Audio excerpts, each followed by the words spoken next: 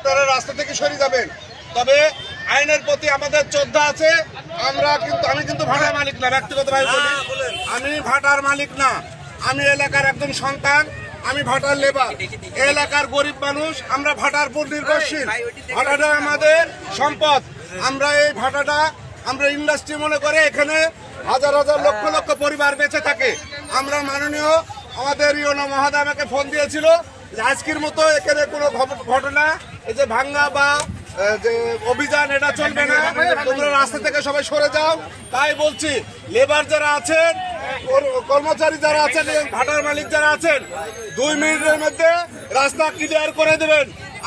আমাকে কিন্তু কেউ ডেকে নিয়ে আসেননি, কিন্তু দোষ হয়েছে যে আমি আমার নেতৃত্বে নাকি এটা হচ্ছে। আসলে কি আমাকে কেউ ডেকেছেন? আমার কোনো দোষ আছে? আমি আপনাদের সন্তান, আপনাদের ভাই, আপনাদের পাশে আছি, কিন্তু সরকার বিরোধী কোনো কর্মকাণ্ড আমরা করব না। আইনকে সম্মান করি, শ্রদ্ধা করি। 1 মিনিটের মধ্যে রাস্তা ক্লিয়ার করে দেবেন। এবং সরকারকে বলতে চাই, এলাকার যত ভাটা আছে আমাদের অবৈধ কোনো ভাটা নেই।